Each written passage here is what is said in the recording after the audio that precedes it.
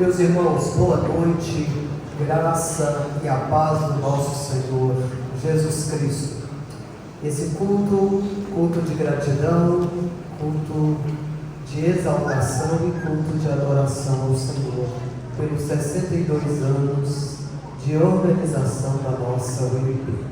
Que você, e juntamente com todos os nossos jovens, sejamos instrumentos nas mãos de Deus para adorá-lo e exaltá-lo nessa noite. Adora o Senhor de todo o seu coração.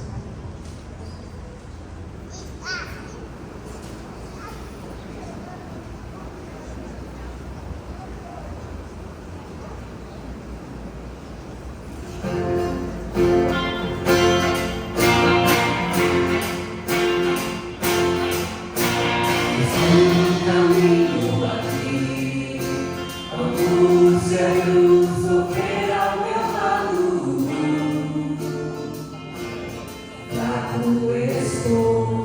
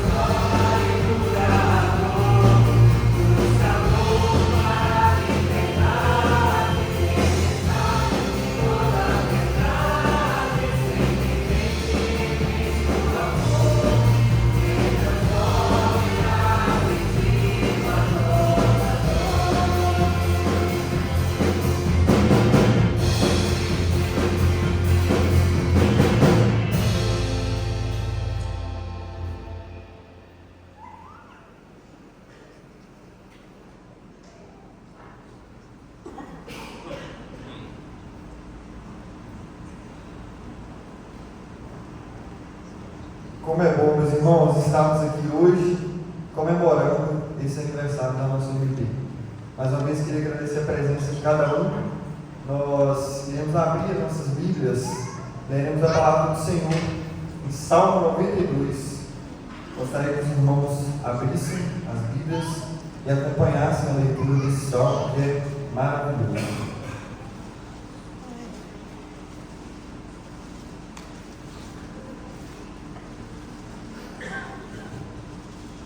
Bom é render graças ao Senhor e cantar louvores ao teu nome, ó Altíssimo, anunciar de manhã a tua misericórdia e durante as noites a tua fidelidade, com instrumentos de 10 cordas, com saltério e com a solenidade da harpa, pois me alegraste, Senhor, com os teus feitos, exultarei nas obras das tuas mãos.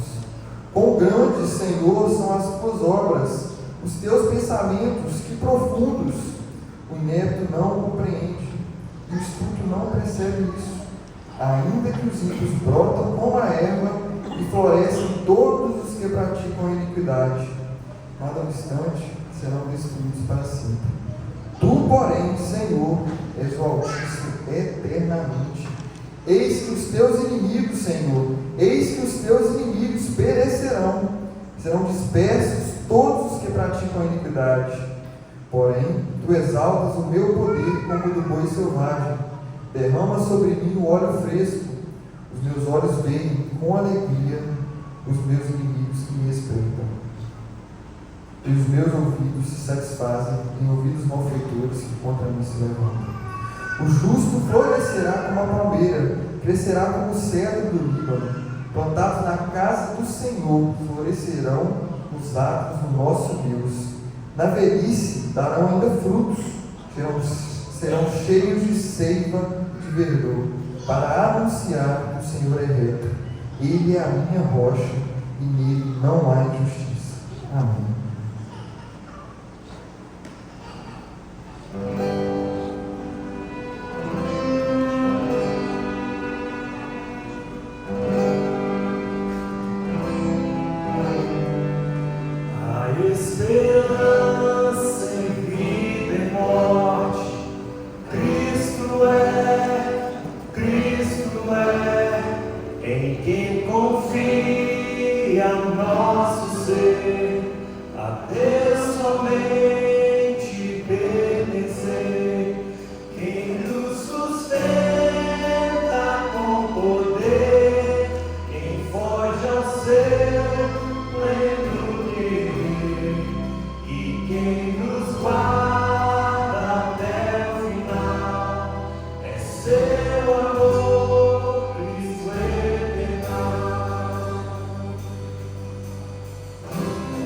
Cante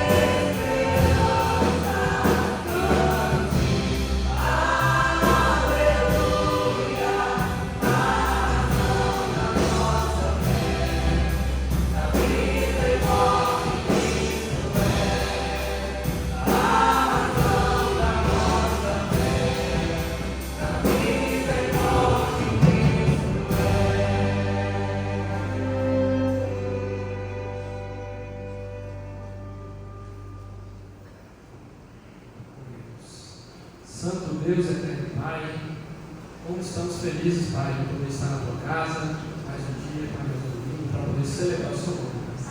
Em especial nesse dia, nessa data, Pai, que nós estamos completando 62 anos da nossa sociedade de jovens da Igreja Presbiteriana do Flamengo. Nós, Pai, com coração gratos, Pai, agradecemos a Ti pelo direcionamento, pelo cuidado que o Senhor tem dado para conosco, Pai, pela nossa igreja. E a nossa oração, Pai, é de agradecimento. Felizes estamos aqui para louvar e agradecer o Teu nome. Usa esse culto, essa celebração, Senhor, para que o Senhor possa estar nos usando, Pai, como instrumento nas Tuas mãos, para que cada dia mais possamos glorificar e exaltar o Seu santo nome. É o único e digno de todo louvor e toda adoração, hoje e sempre. Amém.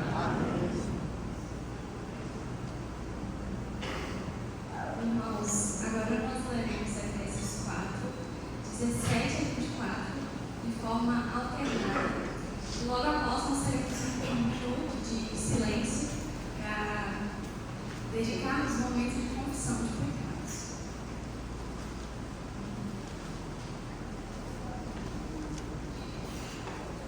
Isto, portanto, digo, e no Senhor testifico, que não mais andeis como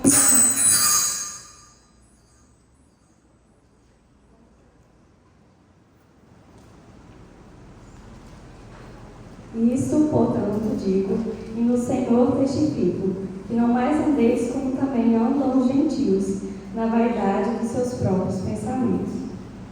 Os vestidos de entendimento, alheios à vida de Deus, por causa da ignorância que vivem, pela dureza do seu coração. Os quais, tendo se tornado insensíveis, se entregaram à dissolução para, com avidez, cometerem toda sorte de impureza. Mas não foi assim que aprendestes a Cristo. Se é que, de fato, o tendes ouvido e nele fostes instruídos, segundo a verdade em Jesus. No sentido de que, quando outrora passado, os despojeios do velho homem, que se corrompe segundo as concupiscências do engano, E vos renoveis do espírito do vosso entendimento. criado segundo Deus, em justiça e retidão, procedentes da verdade. Oremos.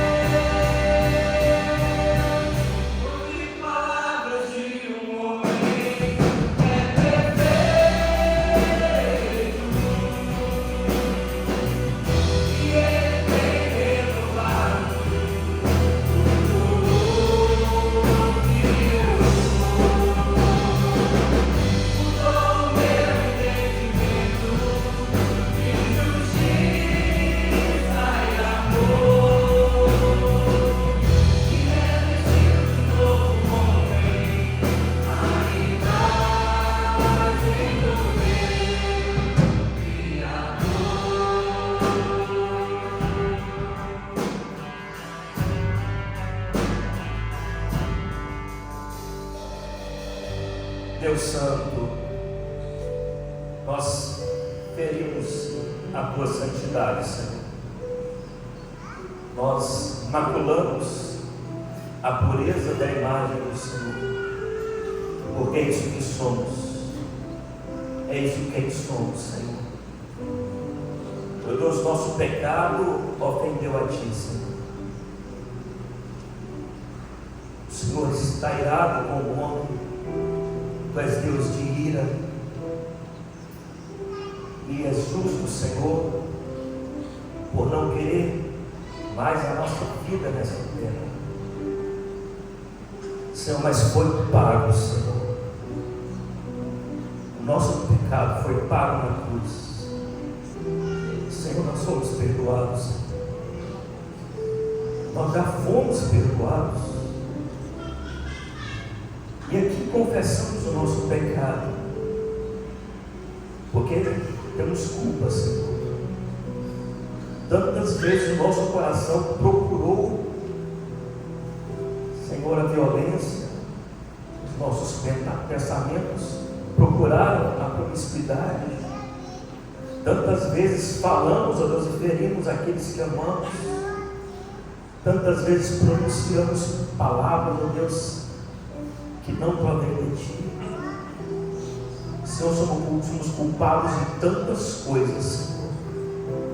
E aqui dispomos do nosso velho homem, dispomos da nossa natureza, Senhor, porque fomos transformados por Cristo. Meu Deus, leva, Senhor, o velho homem, Senhor. Leva o coração que não perdoa, leva, Senhor, o coração que maltrata, que guarda rancor, vingança, que deseja o mal. Leva, Senhor, o velho homem e renova em nós, Senhor, para que possamos viver uma vida nova contigo. Que a nossa preocupação agora seja em glorificar a Ti, Senhor, e sermos restaurados pela Tua palavra, pelo agir do Teu Espírito em nós. Assim nós colocamos, ó Deus, e nós oramos ao Senhor, no nome de Jesus. Certo que Ele nos ouve, resta nós agora entregar a Ele o nosso louvor. Convidamos amados irmãos a colocar-se em pé.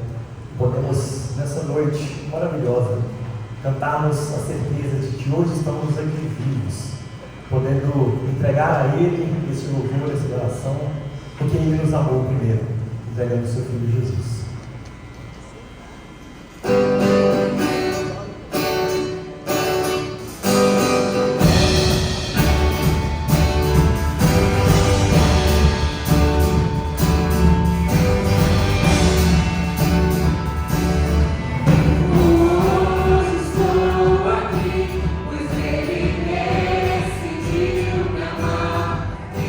Então eu posso me enganar.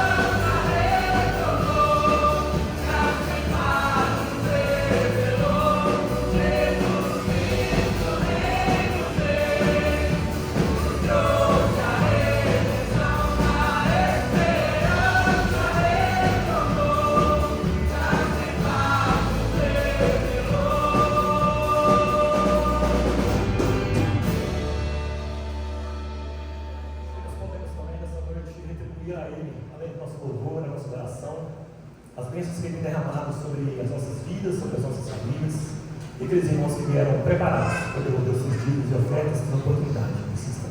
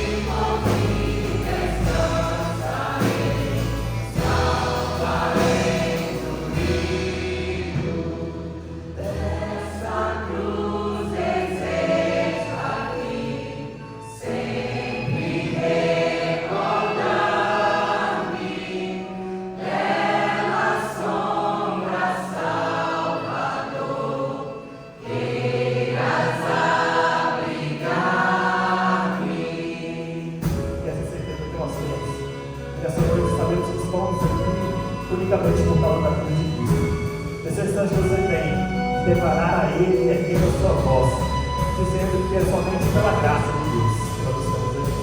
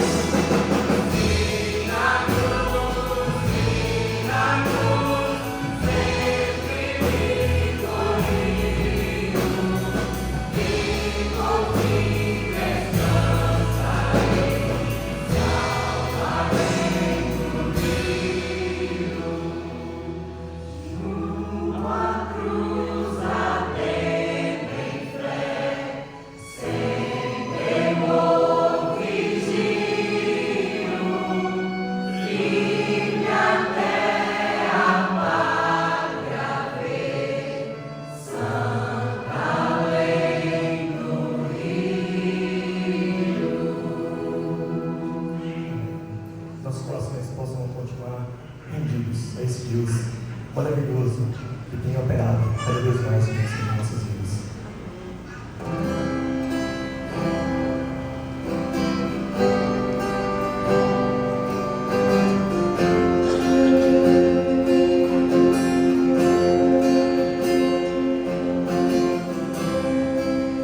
Te vou amar.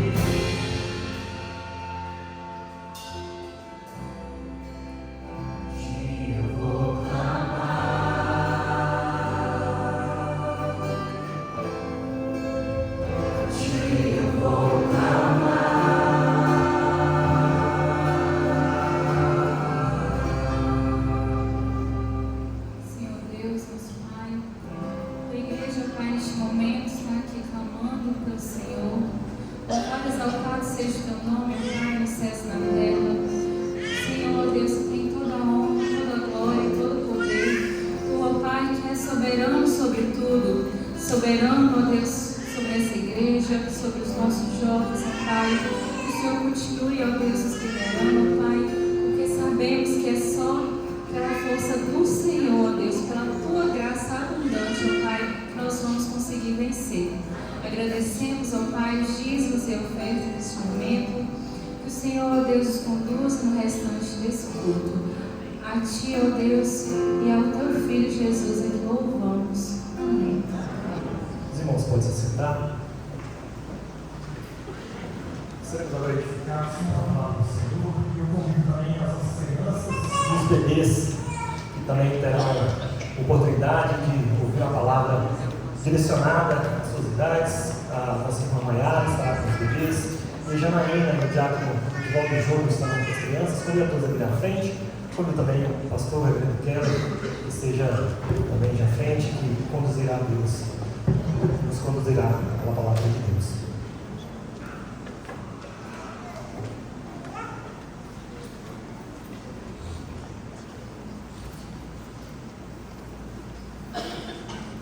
Vamos orar mais uma vez. Amado Deus, obrigado, Pai, porque nesse instante poderemos ouvir a Tua voz. Obrigado, Pai, porque nós temos o livre acesso, Senhor Deus, e a riqueza, Senhor Deus, de escutarmos, Senhor Deus, a Tua voz maravilhosa.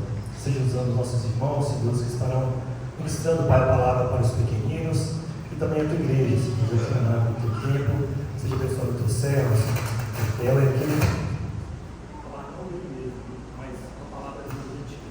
Seja conosco, com esta deste culto, em nome do Filho amado Jesus Cristo. Amém.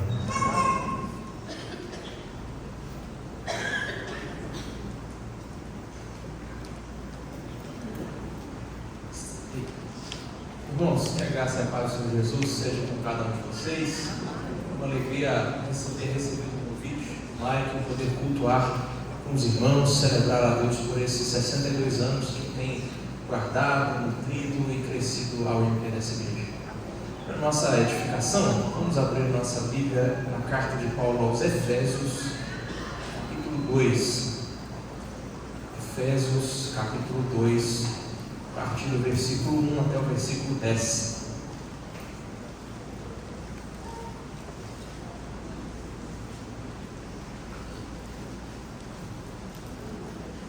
Efésios 2, versos 1 a 10.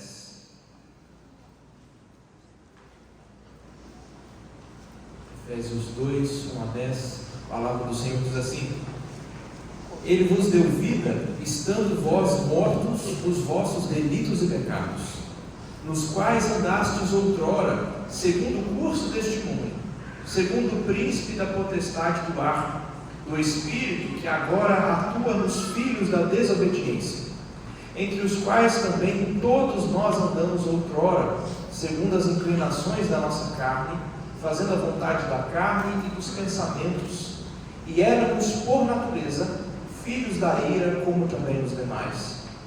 Mas Deus, sendo rico em misericórdia, por causa do grande amor com que nos amou, e estando nós mortos em nossos delitos, nos deu vida juntamente com Cristo. Pela graça sois salvos. E juntamente com Ele nos ressuscitou e nos fez assentar nos lugares celestiais em Cristo Jesus, para mostrar nos séculos vindouros a suprema riqueza da sua graça, em bondade para conosco em Cristo Jesus. Porque pela graça sois salvos, mediante a fé. E isto não vem de vós, é dom de Deus, não de obras para que ninguém se glorie, pois somos feitura dele, criados em Cristo Jesus para boas obras, as quais Deus de antemão preparou para que andássemos nelas. Essa carta aos Efésios aqui é uma daquelas cartas escritas por Paulo quando ele estava na prisão, e um dos principais assuntos dela é a igreja, é o plano de Deus para a igreja, aquilo que Deus fez pela igreja e agora aquilo que Deus exige que nós, a sua igreja, façamos, a maneira como Ele quer que a gente viva. No início do capítulo 1, Paulo escreveu sobre como Deus escolheu a sua igreja desde antes da fundação do mundo, sobre como Cristo Jesus derramou o seu sangue para purificar essa igreja, para salvar essa igreja, e como o Espírito Santo nos marcou, nos selou para ser uma garantia da herança que está reservada para nós nos céus. E no final do capítulo 1, Paulo registrou uma oração que ele fazia pelos crentes, pelos membros da igreja de Éfeso, pedindo várias coisas, e dentre elas, que nós, os crentes, consigamos entender o tamanho do poder de Deus, o poder que Deus demonstrou ressuscitando o seu Filho Jesus dentre os mortos, o poder que ele demonstrou fazendo Jesus subir às alturas e se assentar à direita de Deus. E agora, aqui no capítulo 2, o texto que a gente acabou de ler, Paulo vai falar sobre como Deus demonstrou esse grande poder na minha vida e na sua vida. De onde Deus nos tirou, como é que era a nossa vida antes de Cristo, como era a nossa vida antes de Deus nos transformar e de nos dar uma nova vida, para então mostrar o que Ele fez conosco, quais os seus propósitos nisso, e assim a gente enxergue na nossa vida o grande poder de Deus. Então a gente pode dividir esse texto aqui em 3 partes. Primeiro, o que nós éramos antes de Cristo, como é que era a nossa vida no passado, sem o Senhor Jesus. Segundo, o que Deus fez na nossa vida através da obra de Jesus. E terceiro, quais eram os propósitos de Deus, quais as motivações de Deus por trás dessa grande obra de salvação que Ele fez em nós. Então, primeiro, o que nós éramos no passado sem Cristo. Ele diz 3 coisas aqui sobre isso. Primeiro, qual que era a nossa condição antes de Deus agir em nós? Como é que era a nossa prática? Como é que eram os nossos hábitos? E terceiro, qual que era a nossa natureza? Primeiro, qual que era a nossa condição? Era de mortos. Ele diz, Ele vos deu vida, estando vós mortos. A Bíblia está comparando a nossa condição sem Jesus com a de um cadáver. O que um cadáver faz? Absolutamente nada. Não respira, não se mexe, não pensa, não fala e não pode fazer nada.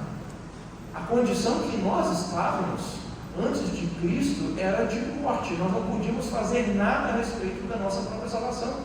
Não tinha nada que nós pudéssemos falar, fazer, pensar ou desejar que agradasse a Deus.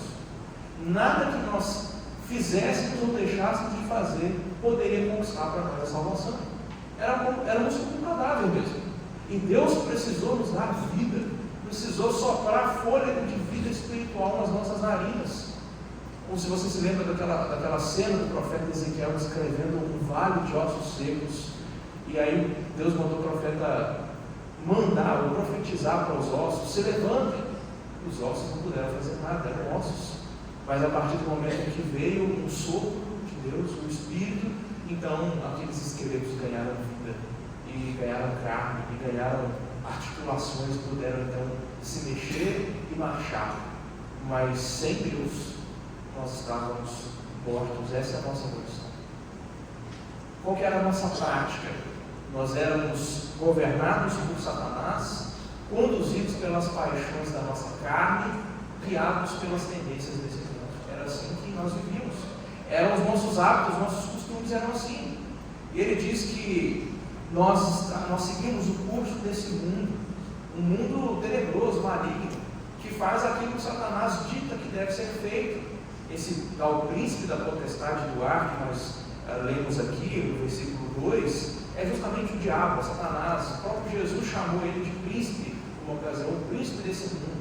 É aquele que influencia tudo que há de mal, toda a violência, toda a luxúria, toda a mentira vem dele, e não é à toa que Jesus chama ele de pai da mentira, de pai do assassinato. Ele é que está influenciando as pessoas, cegando as pessoas para que não entendam o Evangelho, para que não vejam a glória de Cristo. E antes de Deus agir em nós, era assim que nós vivíamos, cegados por Satanás, conduzidos pelas paixões desse mundo e pelas paixões da nossa própria carne. Nós fazíamos aquilo que queríamos, não havia culpa, não havia temor a Deus, nós simplesmente seguimos as nossas próprias vontades e instintos pecaminosos. É daí que Deus nos tirou, é dessa condição e é desse hábito, é dessa maneira de viver que Deus nos tirou. E Paulo diz, todos nós vivemos assim, não há um que escapasse. Todos nós somos, ou todos nós éramos assim. Eu era assim, o apóstolo Paulo era assim, cada um de vocês era assim. Tinha a condição de morto espiritual e vivia segundo os ditames deste mundo, os ditames de Satanás. E não se trata só daquilo que a gente faz, Não se trata só do que a gente deseja ou do que a gente pensa. O buraco é bem mais embaixo. Se trata da nossa natureza, da nossa essência. Por isso que termina o versículo 3 dizendo que éramos por natureza filhos da ira. Ou seja, se trata da nossa essência, daquilo que nós somos por natureza. Nós não somos pecadores porque cometemos pecado, porque agimos assim. Mas é porque somos pecadores, porque nascemos assim, é que cometemos pecado. É uma condição que está em nós desde o ventre da nossa mãe. Essa era a nossa natureza. Eu sei que isso é chocante e Paulo está querendo dizer assim de propósito. É porque nós nunca vamos entender quão boas as notícias são se não entendermos quão séria era a nossa condição. Imagina o seguinte: imagina que você liga no noticiário da TV e você assiste a notícia de que descobriram a cura para uma doença terrível, uma doença muito grave. Mas é uma boa notícia. Mas é uma doença da qual você nunca tinha ouvido falar. Uma doença que você não conhece ninguém que foi diagnosticado com ela. Então essa notícia não parece tão boa assim. Na verdade, você vai ficar até indiferente a ela. Mas imagina se você fosse diagnosticado com essa doença. Agora sim, a descoberta da cura dessa doença seria uma ótima notícia para você. O que o apóstolo Paulo está fazendo é deixar bem claro que a nossa condição, que é o nosso modo de viver e que a nossa natureza estão desesperadamente mortas e precisando que o poder de Deus nos ressuscite, e precisando que o poder de Deus nos dê vida. E a não ser que eu entenda qual que é a minha condição, a não ser que eu admita que eu estou naturalmente morto no meu pecado e que não há nada que eu faça ou deixe de fazer que possa conquistar a salvação ou me livrar dessa perdição, aí a boa notícia do Evangelho não vai ser uma notícia tão boa assim. A menos que você reconheça a sua doença, você nunca vai crer no remédio ou na cura que Deus providenciou para nós. Jesus Cristo, seu Filho. O único que pode nos livrar dessa natureza oculta. O único que pode nos dar vida. O único que pode mudar o nosso jeito de viver. É o único que pode nos transformar e nos fazer nova criatura. É o único que pode matar o novo homem e nos renovar para sermos novos homens, novas criaturas, que nós cantamos aqui agora há pouco. Você crê nesse diagnóstico? Você admite que diante de Deus não há nada que você possa fazer, não há nenhum mérito, não há nada que você possa fazer por onde para ganhar a salvação? Não tem nada que você possa fazer sobre a sua própria condição. O morto não consegue ressuscitar a si mesmo. O morto não consegue curar a si mesmo. E a Bíblia não diz que nós estamos doentes, não diz que estamos machucados, diz que estamos mortos. E a menos que você reconheça e admita isso, a boa notícia do Evangelho nunca será uma boa notícia de verdade para você. Então, Paulo nos dá um grande e feliz mas Deus, apesar de toda essa nossa condição podre, corrupta e caída, Deus sendo rico em misericórdia, e pelo grande amor com que nos amou, mesmo quando a gente estava morto, Ele nos deu vida, Ele nos ressuscitou com Cristo, Ele nos fez assentar nos lugares celestiais com Cristo. É isso que Deus fez conosco. É assim que Ele demonstrou o grande poder dele. O mesmo poder que ressuscitou Jesus dos mortos no domingo de manhã, o mesmo poder que fez Jesus subir aos céus 40 dias depois, esse mesmo poder deu vida a mim e a você, porque nós estávamos mortos, mas Ele nos deu vida. E esse foi um ato de inteira misericórdia, foi um ato de amor. Não foi porque nós éramos bons, não foi porque Deus viu alguma coisa bonitinha, cheirosa, atrativa em nós, não foi porque Deus queria alguma coisa que nós tínhamos para oferecer, não foi por nenhum preço que nós poderíamos pagar, mas foi por misericórdia e foi pelo grande amor que nos amou. Foi apesar de nós, foi apesar de estarmos mortos. E Paulo faz questão de repetir que a gente estava morto para que a gente não se esqueça disso, que não foi por absolutamente nada que havia em nós. E aí que está a grande prova do amor de Deus. Romanos 5,8 diz isso, Deus prova o seu grande amor para conosco, pelo fato de ter Cristo Jesus morrido por nós, sendo nós ainda pecadores. Não foi quando estávamos bem, não foi quando tínhamos algo para oferecer, não foi quando Ele precisava de alguma coisa de nós, foi quando nós estávamos mortos. Aí Ele nos ressuscitou, e aí Ele nos fez assentar nos tronos celestiais junto com Cristo.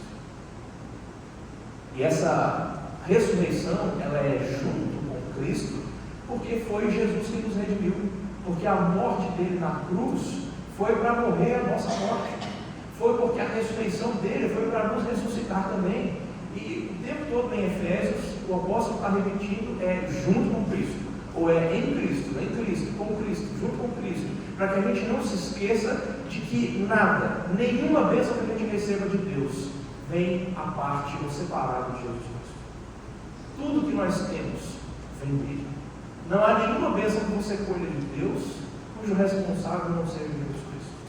Não há nenhuma bênção que você tenha na sua vida ou que um dia você vai receber que tenha sido conquistada por você mesmo. Tudo foi, absolutamente tudo foi conquistado por Cristo. Só Ele e somente Ele. Devemos tudo a Ele. E tudo que nós temos é por causa do que Ele fez por nós. Ele foi o primeiro a ressuscitar e nos ressuscitou junto com Ele. E porque fomos ressuscitados por Cristo, o pecado que antes nos fazia mortos, que antes nos fazia escravos, agora não tem mais eles. O pecado que antes nos matava e nos escravizava, agora pode ser vencido. Porque agora nós ressuscitamos como um novo homem, nova mulher, nova criatura. Alguém com uma vida totalmente nova. Alguém com poder sobre o pecado. Alguém que tem a capacidade de dizer não às tentações, de resistir a elas, de reconhecer os enganos e as mentiras do diabo e dizer não. Mas tem áreas da sua vida que ainda não foram transformadas? Existe alguma área na sua vida em que você ainda vive como um velho homem? Existe algo na sua vida, na sua maneira de viver, de pensar, de agir, de desejar, em que você ainda não foi renovado, não se tornou uma nova criatura, que não se revestiu de Cristo? A quais pecados você está preso? Confesse-os a Deus. Reconheça que sem o poder de Cristo não há absolutamente nada que você possa fazer.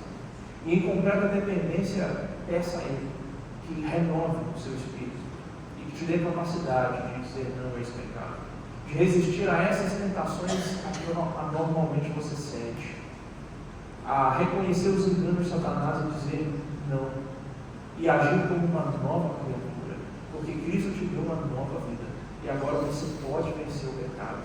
Já não existe sobre você condenação e o pecado já não tem domínio, já não tem poder sobre você. Agora você pode, ao invés de seguir as vontades da carne, agir conforme o fruto do Espírito que tem sido produzido em você. Jesus te fez ressuscitar com Ele, e Jesus te fez assentar junto com Ele nos lugares celestiais. A Jesus Cristo foi dado um trono celestial, à direita do Pai, acima de todos os anjos e todos os demônios, com uma autoridade maior do que qualquer um teve ou jamais terá. E ao seu lado, Ele nos fará sentar. Ele nos reservou no céu uma herança, uma morada que Ele disse que está preparando e que voltará para nos buscar. O nosso nome está rolado nos céus. É como se nós já estivéssemos sentados. Ainda não estamos lá, mas ao mesmo tempo já estamos. E a gente vive nesse constante dilema. Eu já estou lá, mas ainda não. Eu já estou com Cristo no céu, mas ainda não. E apesar de toda a fraqueza, toda a corrupção e pecado que eu ainda tenho que enfrentar aqui, eu tenho dentro e carrego dentro do meu peito a esperança de que existe um lar celestial preparado para mim. E que não importa quais dores ou sofrimentos eu enfrente nessa terra, nada e absolutamente nada pode ser comparado com a glória que vai ser revelada a nós. E nessa certeza de que já estamos no céu com Cristo, é que nós caminhamos. Apesar das dificuldades, apesar dos sofrimentos, das lutas e das derrotas também. Mas com Cristo, o nosso nome já está lá. E tudo isso que nos foi dado foi dado porque nós estamos em Cristo. Quer dizer que a gente confia nele, que a gente crê nele, e que tudo que a gente tem foi ele que conquistou e ele passou para a nossa conta. E que agora nós estamos numa união com Jesus que é inseparável. Tanto que a Bíblia constantemente, o apóstolo Paulo em especial, vive ilustrando a relação da igreja com Jesus como sendo o corpo e a cabeça. Não dá para separar a cabeça do corpo. Assim também nós estamos tão unidos a Jesus pela fé que nós não podemos ser separados dele. E tudo que ele conquistou na cruz, morrendo, ressuscitando e se assentando à direita de Deus, tudo que Jesus conquistou, agora é nosso. E é por isso que constantemente também a Bíblia usa a metáfora do casamento para falar da nossa relação com Jesus. Assim como um casamento de comunhão total de bens, tudo que o marido tinha passa a ser da esposa a partir do momento que eles se casam, assim também tudo que é de Cristo passou por nosso nome a partir do momento que a gente se uniu a ele pela fé. Tudo que Jesus conquistou na cruz, tudo que ele conquistou na sua ressurreição, tudo que ele conquistou à direita de Deus no céu passa a ser direito nosso, porque nós estamos em Cristo. Portanto, acredite, não tem nada que você possa exigir de Deus, não tem nada que você tenha conquistado por si mesmo, mas o seu Redentor e Salvador conquistou tudo de que você precisava para a sua salvação. Não há absolutamente nada que esteja faltando. A nossa salvação está pronta em Jesus Cristo. E se você ainda não experimenta isso na sua vida, basta crer no nome dele, basta ter fé, e você será unido a Jesus de tal forma que nunca mais será separado. E que ainda que você não tenha nada, tudo será dado a você. Tudo o que você precisa. Perdão de pecados, declaração de justiça, de inocência, uma herança dos céus, vida eterna, tudo foi conquistado por Cristo e tudo será dado a nós somente pela fé. E Deus tinha grandes planos com isso que ele fez em nós. Nós estávamos mortos, nós vivíamos de uma maneira que só desagradava a Deus, a nossa natureza era de filhos da ira, estávamos condenados desde o nascimento ao julgamento, ao castigo e à ira de Deus. Mas, por amor e misericórdia, ele nos deu vida, ele nos fez ressuscitar, ele nos assentou no céu com Jesus. E Paulo fala de dois grandes propósitos que Deus tinha ao fazer isso. Deus queria divulgar a sua graça, fazer propaganda dela. E Deus queria que a gente vivesse praticando boas obras. Eis que o restante do texto, versículos 7 a 10, nos diz. Deus queria manifestar a graça dele através da nossa vida.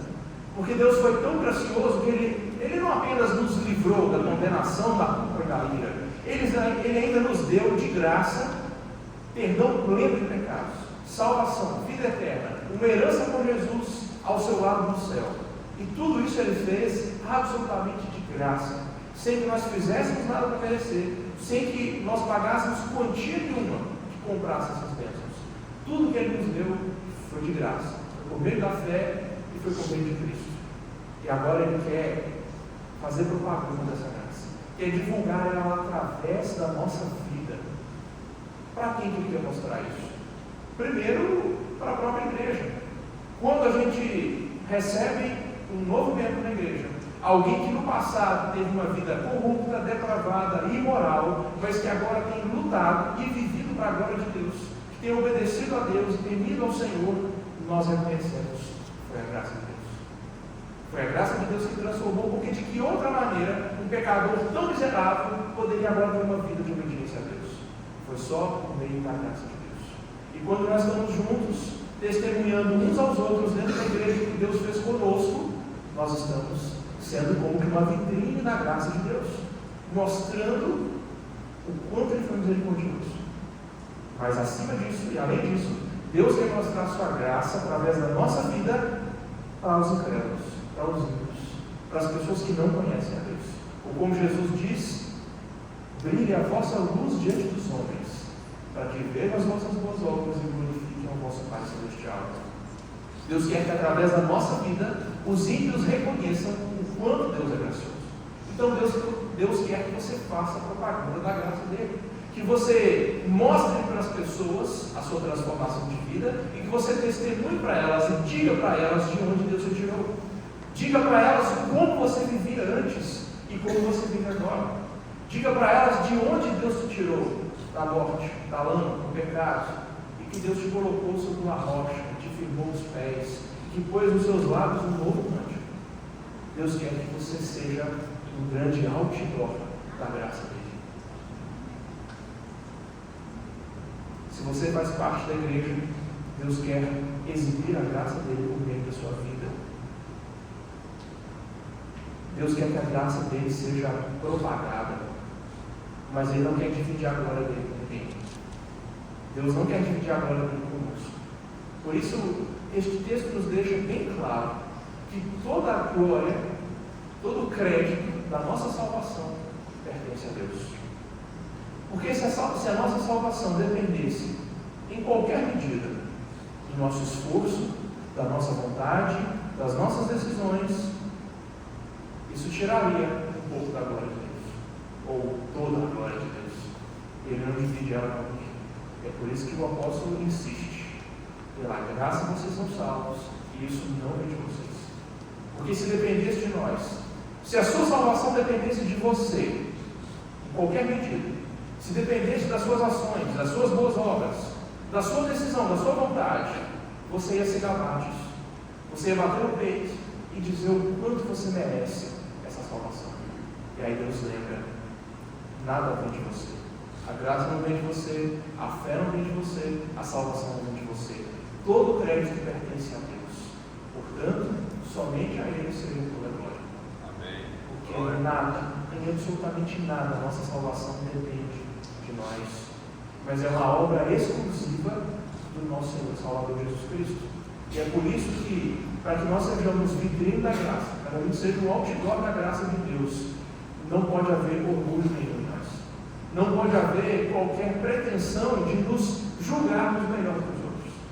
Porque imagina, Deus te chamou para ser uma vitrine da graça dele. E então você começa a desprezar os incrédulos e empinar o nariz e agir como se você fosse melhor do que eles.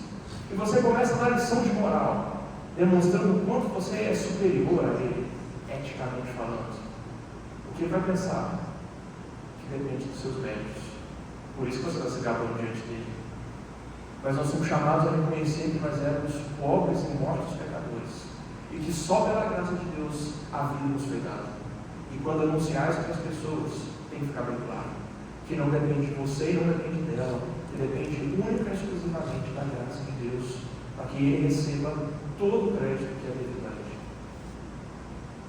O segundo grande propósito de Deus era nos fazer andar em boas obras. Versículo 10.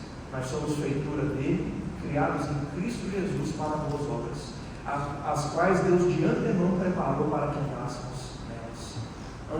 Antes de mais nada, eu preciso esclarecer: boas obras não é a mesma coisa que caridade, não é a mesma coisa que ação social. Combinado? Eu não sei quem foi que inventou isso e a gente passou a acreditar que as duas coisas são iguais. Boa obra é tudo aquilo que a gente faz em obediência ao mandamento de Deus. Qualquer um dos 10 mandamentos que você tem obedecido, amando a Deus e amando ao próximo, você está praticando uma boa obra. É claro, caridade e ação social está incluído no pacote, mas é parte e não no todo. Então, boa obra é qualquer ato de obediência à palavra de Deus. Se você falou a verdade, se você honrou seu pai e sua mãe, se você respeitou a propriedade do próximo, se você adorou o Senhor, guardou o santo dia dele, não fez imagem dele, tudo isso é boa obra. Agora, nós somos feitura de Deus, novas criaturas, como que a obra de arte forjada por Ele, e Ele nos fez para boas obras. Esse é o propósito de Deus. Mas, entenda, nós não fomos salvos por causa dessas boas obras. Nós fomos salvos para elas, então é uma grande diferença. Deus nunca salvou o seu povo por causa de alguma coisa que tinham praticado. Os 10 mandamentos foram dados depois de Deus tirar Israel do Egito. E quando Ele tirou, Ele deixou bem claro, Deuteronômio 7, eu não me afeiçoei a vocês, eu não escolhi vocês porque vocês eram o maior de todos os povos. Pelo contrário, vocês eram insignificantes. Vocês eram o menor de todos os povos. Mas eu amei a vocês. E por fidelidade às promessas que eu tinha feito aos ancestrais de vocês, Abraão, Isaac e Jacó, então eu resolvi salvar vocês. Não foi por nada que havia vocês. Deus tirou Israel do Egito por amor e misericórdia, para que eles fizessem boas obras depois, e não porque eles tinham feito boas obras. E quando Deus dá a terra prometida para eles, depois de 40 anos perambulando no deserto, Ele deixou bem claro no Deuteronômio capítulo 9, não é por causa da justiça de vocês, não é pela retidão do coração de vocês que vocês vão entrar na terra prometida. Não é por isso. É por causa do meu amor, por causa da minha fidelidade, por causa da minha misericórdia, é que vocês vão entrar e vão construir essa terra que eu estou dando a vocês. Então o propósito de Deus sempre foi salvar o seu povo de graça, para que dessa graça fluísse gratidão, para que ao reconhecer que nós não merecemos nada, não tínhamos direito algum e Deus tudo nos deu de graça, então a nossa vida seja de gratidão, de louvor, e então que a gente obedeça e pratique boas obras, atos de obediência aos mandamentos de Deus. E essas obras não são inventadas por nós, não provém da nossa criatividade, das nossas boas ideias. Elas foram planejadas por Deus de antemão, ou seja, com antecedência.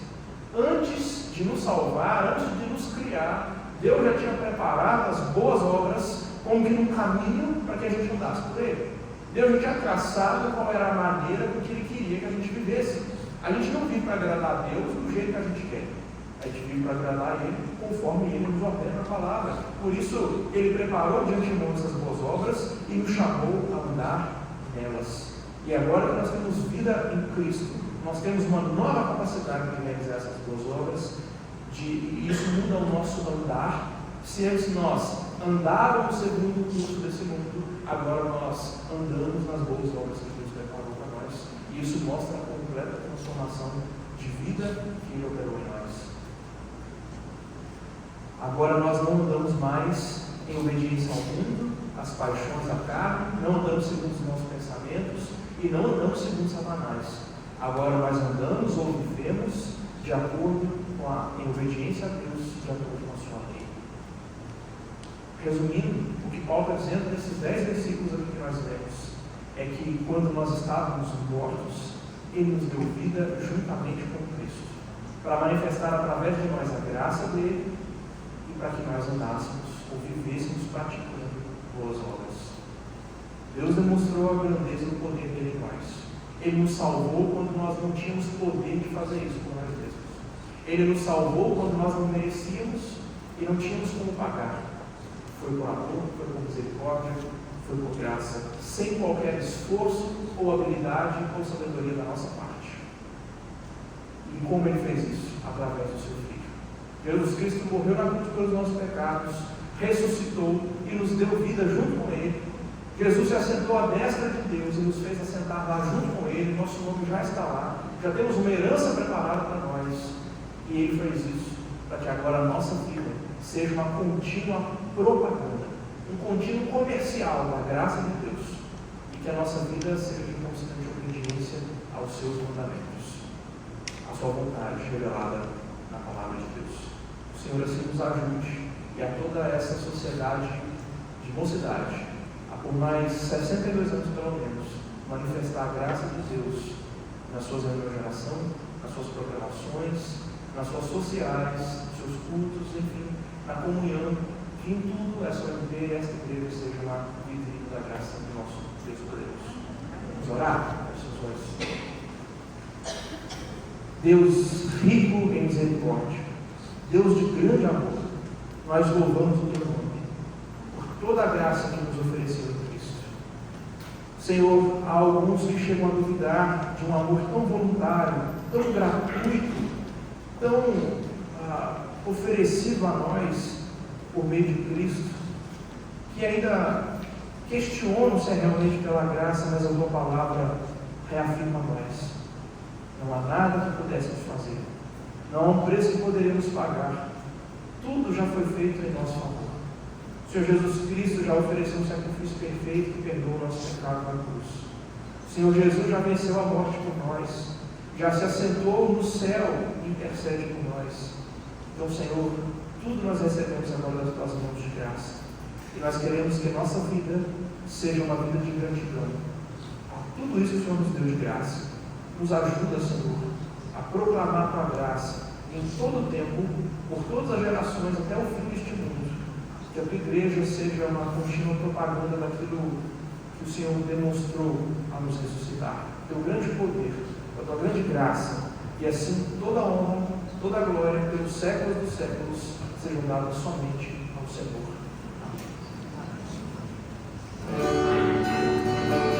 Em breve vamos cantarmos.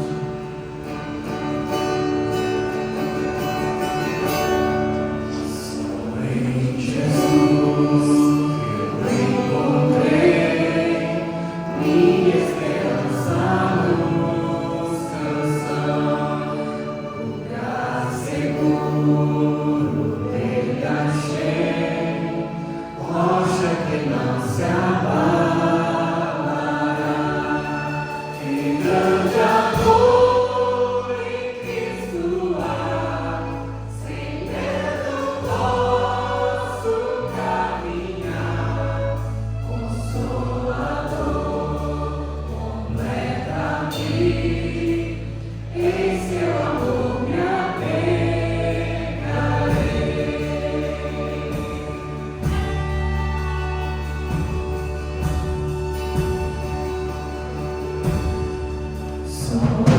Jesus.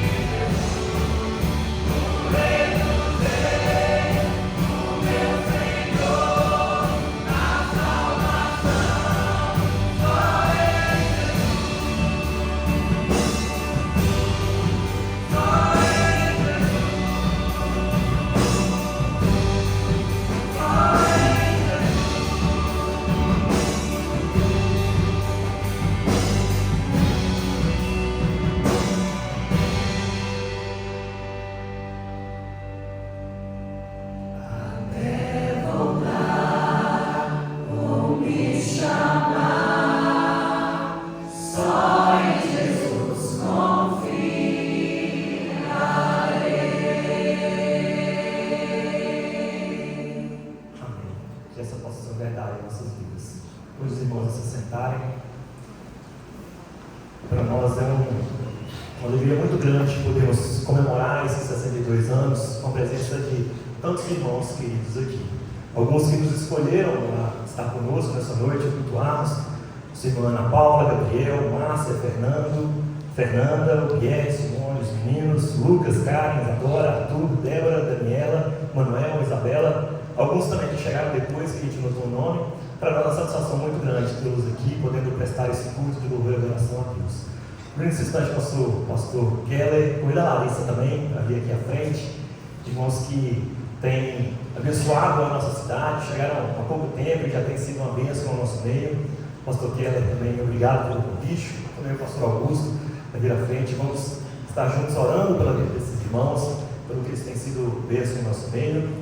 Como a gente tem costume aqui, a gente aprendeu com a SAF da nossa igreja que sempre quando tem comemoração tem que ter mimo. Então, é SAF. Então, a Júlia e o Axel vão pegar aí com vocês um agradecimento pela participação de vocês também conosco.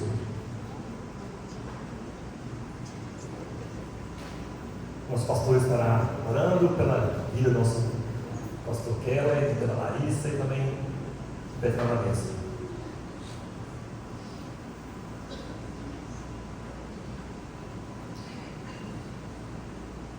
Senhor nosso Deus, louvado e exaltado seja o Senhor. 62 anos sustentados por Ti. 62 anos, ó Deus, movidos pelo Senhor. E neste dia, ó Deus, que comemoramos, ó Deus, mais um ano de organização. Ó Deus, como foi dito, 62 anos.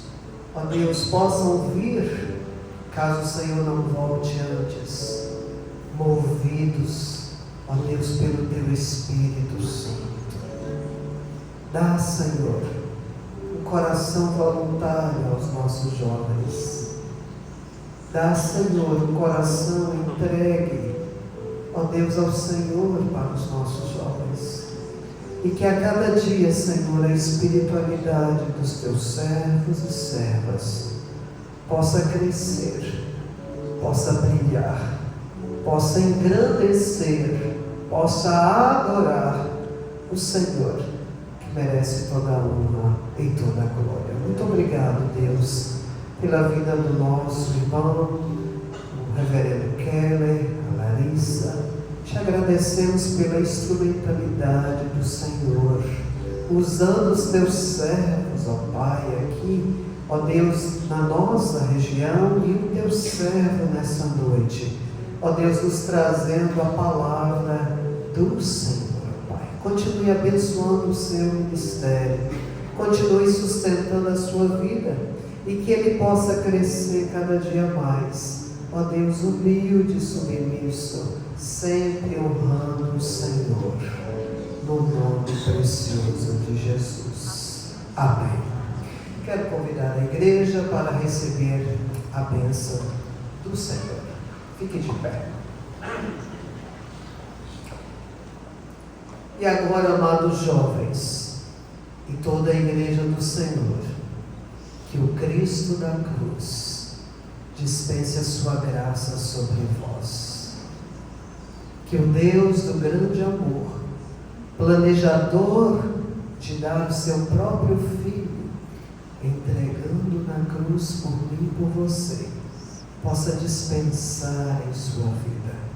E que o Espírito Santo da promessa possa instigar, possa influenciar, possa movê-lo na comunhão desse Cristo que está em nós e vive em nós, pelo seu Espírito, hoje e sempre. Amém, amém e amém. Deus abençoe. Pode assentar. Nós teremos o nosso pós-culto agora. Deus abençoe.